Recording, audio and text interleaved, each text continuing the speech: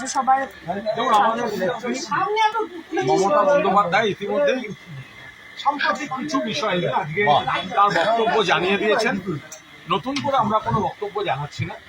এখন যদি কারোর মনে হয় যে তিনি ইস্তফা দেবেন তো দিয়েছেন, আমাদের মাননীয় নেতৃত্ব বলেছেন যে যার যা মনে হচ্ছে কোনো না কোনো কারণে যাওয়ার 21শে জুলাই শহীদ দিবস, শহীদ তর্পণ আছে, যার যার মনে হচ্ছে, যার যার কষ্ট হচ্ছে তারা তার আগেই চলে গেলে ভালো হয়।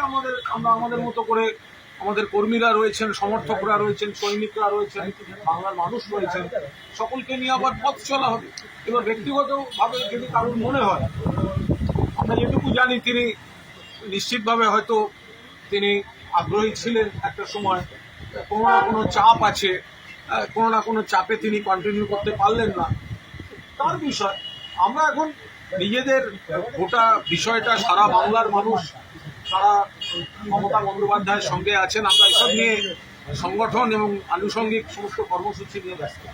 কুণালদা, মদনদা গতকাল বলেছেন দলের দম বন্ধ করা পরিস্থিতি আমাকে খিচুনি দেওয়া হতো এবং খিচুনি মদন মিত্র গতকাল খিচুনি বলেছেন দেওয়া যে হতো, অপমান করা হতো, চাকর বাকরের আমি মতো আবার ট্রিট একটা করা কথা হতো। বলছি, মদন মিত্র তার স্ত্রী এবং পুত্রদের নামে কেন্দ্রীয় এজেন্সির সামান গেছে, আপনারাই সবাই খবর করেছেন। তখনও পর্যন্ত তার যা স্টেটমেন্ট ছিল তাতে কাকে তিনি রেপিস্ট বলেছেন, কাকে কি বলেছেন, ওনার জীবনের একটাই লক্ষ্য, যাতে কেউ আমার নাম মদন মিত্র, আমায় কেউ যেন গদ্দার কোনোদিন বলবেন, আমার মৃতদেহের উপর মমতা বন্দ্যোপাধ্যায়ের পতাকা থাকবে, এগুলো আমরা শুনেছি। তো ফলে মদনদা ওখানে গেছেন শারীরিকভাবে, মানসিকভাবে গেছেন কিনা বলতে পারবো না। তার কারণ হচ্ছে সিবিআই এর চিঠি গেছে ওনার বাড়িতে, ওনার মিসেস আর ছেলেদের, সেই চাপটা হয়তো মদন মিত্র নিতে পারেননি। তারপরে একেবারে ওনার ওই পক্ষের শিখিয়ে দেয়া, ওই পক্ষের লিখিত স্ক্রিপ্টগুলো তার মুখ থেকে বেরোচ্ছে, অনেকের মুখ থেকেই বেরোচ্ছে এবং সব এক হয়ে যাচ্ছে। এবং ইন্টারেস্টিং হচ্ছে, যার যার কষ্ট হচ্ছে, দম বন্ধ হচ্ছে, অক্সিজেন সরবরাহ কম হচ্ছে, প্রত্যেকের হচ্ছে কিন্তু ভোটের রেজাল্টের পরে। অর্থাৎ মমতা বন্দ্যোপাধ্যায় যদি মুখ্যমন্ত্রী থাকতেন, তৃণমূল কংগ্রেস যদি সরকারে থাকতো, তাহলে তাদের একরকম চেহারা হতো। আর আজ নানা চক্রান্ত, নানা প্রতিকূলতা বা নানা কারণে, যাই হোক, তারা তাদের মতো থাকুন, ভালো থাকুন কিনা তারা ভবিষ্যতে তারা সেটা বুঝতে পারবেন।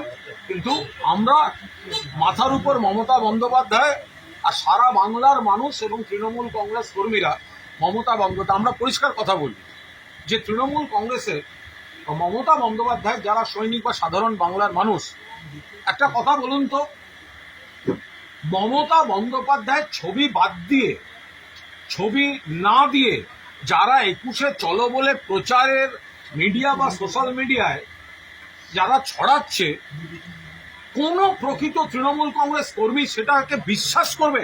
কোন প্রকৃত তৃণমূল কংগ্রেসের কর্মী মমতা বন্দ্যোপাধ্যায় ছবি ছাড়া তৃণমূল কংগ্রেসের কোন, এবং বিশেষ করে 21শে জুলাইয়ের মতো শহীদ তর্পণ অনুষ্ঠান, এটা মমতা বন্দ্যোপাধ্যায় ছবি ছাড়া? যারা বলছেন মমতা বন্দ্যোপাধ্যায়কে তারা নাকি চেয়ারম্যানশিপ থেকে তারা সরিয়ে দিচ্ছেন, কর্মীরা, বাংলার মানুষ দেখছেন, কর্মীরা মমতা বন্দ্যোপাধ্যায়ের সঙ্গে, বাংলার মানুষ মমতা বন্দ্যোপাধ্যায়কে সমর্থন করছেন, এই ধরনের চূড়ান্ত বিশ্বাসঘাতকতা এটা হতে পারে। দাদা, এই শহীদ দিবস এবারে 4টে শহীদ দিবস পালন করা হচ্ছে। এবার জানা যাচ্ছে যে ঋতব্রত বন্দ্যোপাধ্যায় শিবিরের যে তৃণমূল কংগ্রেস মনীষীদের ছবি দিয়ে পোস্টার দিচ্ছে, তাহলে 4টি জায়গায় 21শে জুলাই পালন করা হচ্ছে। এবং বলা মমতা হচ্ছে বন্দ্যোপাধ্যায়ের কতখানি শক্তি সেটা ভেবেছেন? মমতা বন্দ্যোপাধ্যায়ের শক্তিটা কত বড় ভেবেছেন? তার পক্ষে সারা বাংলা আছে, কিন্তু তাকে ভাগ করতে গেলেও, সেই শক্তিটার উল্টো দিক করতে গেলেও কতগুলো দোকান খুলতে হয়, এটা ভেবেছেন কখনো? লোকে একটা দোকান খুলতে পারে না। তাহলে মমতা বন্দ্যোপাধ্যায় তো দিনের শেষে শক্তি।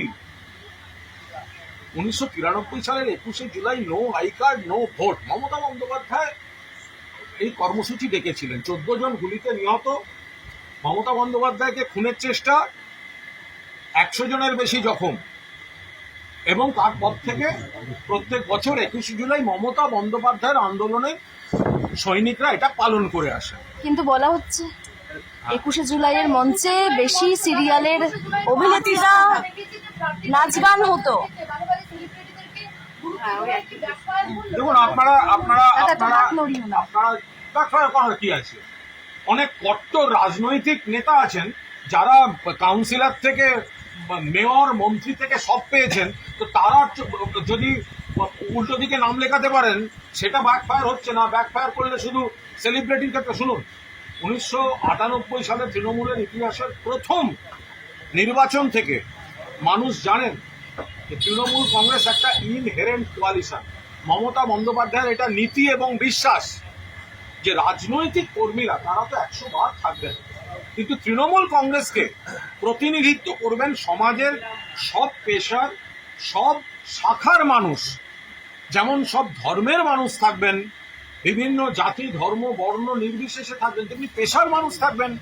যারা হোল টাইমার রাজনীতিবিদ থাকবেন, চিকিৎসক থাকবেন, বাস্তুকার থাকবেন, শিক্ষক থাকবেন, অধ্যাপক থাকবেন, চলচ্চিত্র অভিনেতা থাকবেন, গায়ক থাকবেন, গায়িকা থাকবে। তো ভালো তো, এটা এই সংসদীয় গণতন্ত্রে একটা সমাজের ইনহেরেন্ট কোয়ালিশন। এবার সেটাকে কে অ্যাডজাস্ট করতে পারছেন আর কে অ্যাডজাস্ট করতে পারছে না, সেটা দিয়ে মূল মানুষের পার্টি ছিল মমতা বন্দ্যোপাধ্যায়। একটা মানুষের পার্টি সমাজের প্রকৃত প্রতিনিধিত্ব করে তুলতে চেয়েছিলেন, তার অপব্যাখ্যা করার কোনো অর্থই হয়। অভিষেক বন্দ্যোপাধ্যায়ের জন্য অনুব্রত মণ্ডল 2.5 বছর জেল খেটেছেন এবং আরো অনেকে রয়েছেন ক্যামেরা জেলে যাবেন। দাবি করেছে। দেখুন, এই ধরনের কথাবার্তাগুলো মানে কোনো মাথা মুন্ডু নেই। এখন আমরা আবার বলছি, যারা মমতা বন্দ্যোপাধ্যায় বা তৃণমূল কংগ্রেস, এবার বিভিন্ন এজেন্সি, সেন্ট্রাল এজেন্সি, রাজ্যের পুলিশ, তারপর সকলকে একটা স্ক্রিপ্ট বেঁধে দিয়েছে, সকলকে স্ক্রিপ্ট বেঁধে দিয়েছে যে অমুককে টার্গেট করতে হবে, অমুক কথা বলতে হবে।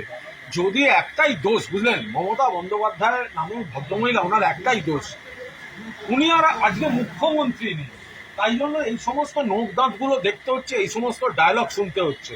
আজকে যদি মমতা বন্দ্যোপাধ্যায় মুখ্যমন্ত্রী থাকতেন, আজকে যারা বড় বড় কথা বলছেন না, তারাই কিন্তু দিদি দিদি দিদি দিদি দিদি দিদি তারা কিন্তু মমতা বন্দ্যোপাধ্যায়কে ঘিরে রাখতেন, অভিষেক বন্দ্যোপাধ্যায়ের সঙ্গে সেলফি তুলতেন। দাদা একটা বিষয়, দাদা, উত্তরপ্রদেশের ATS anti terrorism squad Trinamool নেতা আব্দুল্লাহ গাজীর বাড়িতে তল্লাশি অভিযান চালাচ্ছে। শুধু তারাই নয়, ইডিও তল্লাশি অভিযান চালাচ্ছে। অভিযোগে বিষয়টা একটা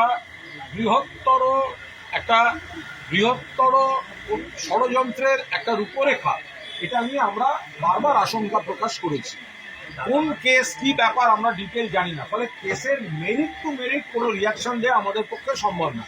আমরা টাইমিংটা দেখছি, প্যাটার্নটা দেখছি, তাতে মনে হচ্ছে রাষ্ট্র শক্তি, কেন্দ্র হোক বা রাজ্য হোক, সব রকম ক্ষমতা অপব্যবহার করে তৃণমূলকে বিড়ম্বনায় ফেলা, ক্ষতিগ্রস্ত করা, এটা টার্গেট করেছে। ফলে আমরা সেই বিষয়টা বারবার মানুষের সামনে আনছি, আইনি লড়াইও চলছে।